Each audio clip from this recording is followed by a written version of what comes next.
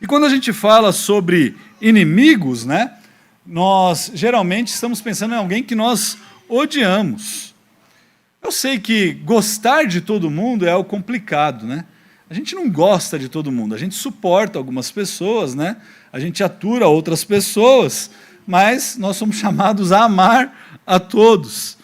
E eu não consigo pensar aqui em alguém que eu consideraria o meu inimigo. Bom, de uma forma assim bem objetiva. Eu sei que aqueles que são inimigos de Cristo são nossos inimigos, de uma forma bem clara.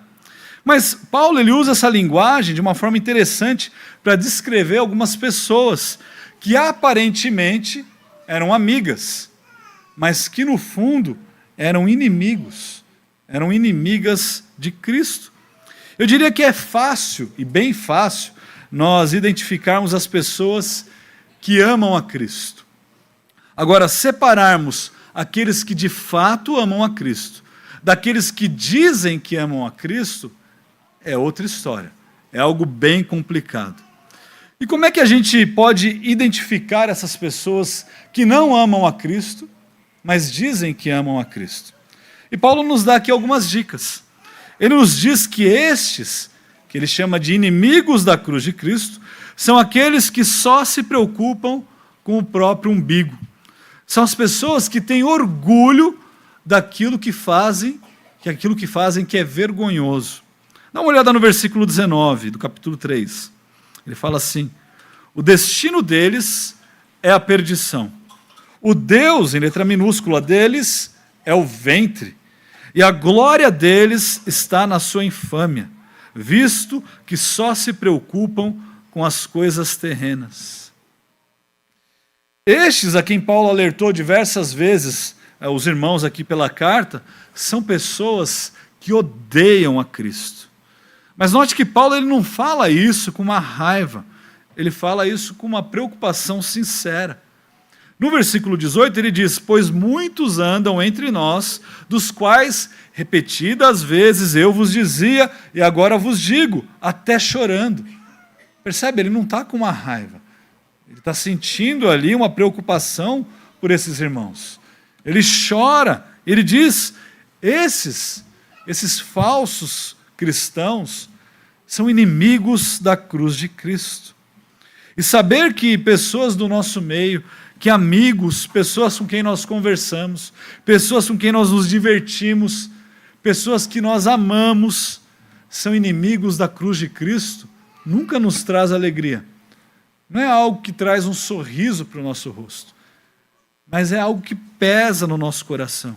E por mais que essas pessoas achem que aquilo que elas estão fazendo é algo bom e que não há problema algum de viver da maneira que elas desejam viver, isso é algo terrível.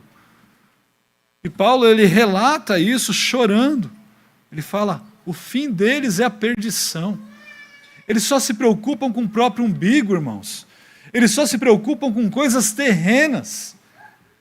Irmãos, nós não devemos ser assim. Como nós vimos há pouco no versículo 19, nós poderíamos identificá-los e resumir qual será o fim deles da seguinte forma: o fim deles é a perdição. Eles só se preocupam consigo mesmo. Eles têm orgulho do que é vergonhoso. E o exemplo disso é que só se preocupam com coisas terrenas. Mas antes de nós buscarmos na nossa mente aqui alguém que se encaixe nessas qualidades que nós estamos lendo aqui, que Paulo nos dá, por que não então nós nos autoavaliarmos de frente com o espelho que é a palavra de Deus? Por que não olhar para a palavra de Deus e ver se, na verdade, essas qualidades que Paulo descreve não são qualidades que se aplicam a mim em primeiro lugar? Com quem que você se preocupa mais? Faça essa pergunta para você. Com quem que você se preocupa mais? Com os outros? Com o seu próximo? Ou com você mesmo? Com Cristo e as coisas de Deus? Ou com você mesmo? Quais são as suas preocupações? Eu digo assim, quais são as coisas que mais preenchem os seus pensamentos? Sabe, isso vai te dar uma clareza daquilo que você se preocupa. Talvez uma forma bem simples de você identificar isso seja você prestando atenção nas conversas que você tem com as pessoas que você mais ama. Sabe, as pessoas, não aquelas pessoas que você vai numa festa, você não conhece, você joga a conversa fora, dá aquele sorriso amarelo, fala qualquer coisa engraçada para dar uma impressão. Não é esse tipo de gente. Estou falando assim, você vai numa festa com gente que você gosta, gente que te convidou de verdade porque te ama, e você sabe que a pessoa te ama, e você conversa com ela. O que paira ali naquela conversa? Qual o tipo de assunto que vem à tona? Sabe, aí está a sua preocupação, aí está o seu coração. Percebe? Talvez você só fale de trabalho. Porque se você pudesse, ter um olhar assim de fora, não da perspectiva da primeira pessoa, porque você está conversando, mas alguém que está ouvindo a sua conversa de lado, e aí relatasse sobre a sua conversa depois, ou sobre a sua pessoa depois, o que ela falaria? Esse cara só fala de trabalho.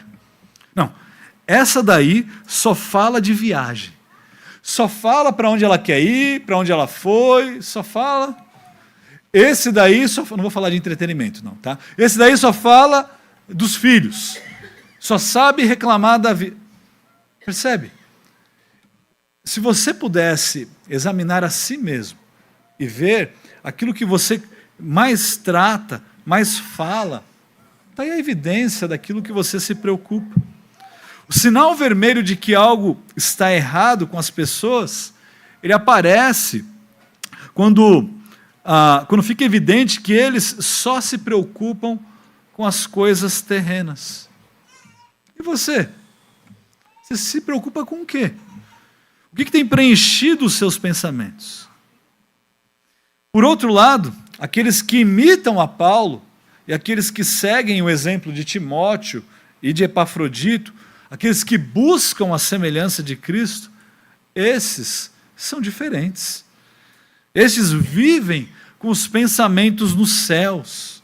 Não é que vivem no mundo da lua, tá bom? Esses vivem com os pensamentos nos céus, pois a sua pátria está lá, e de lá eles aguardam a Cristo.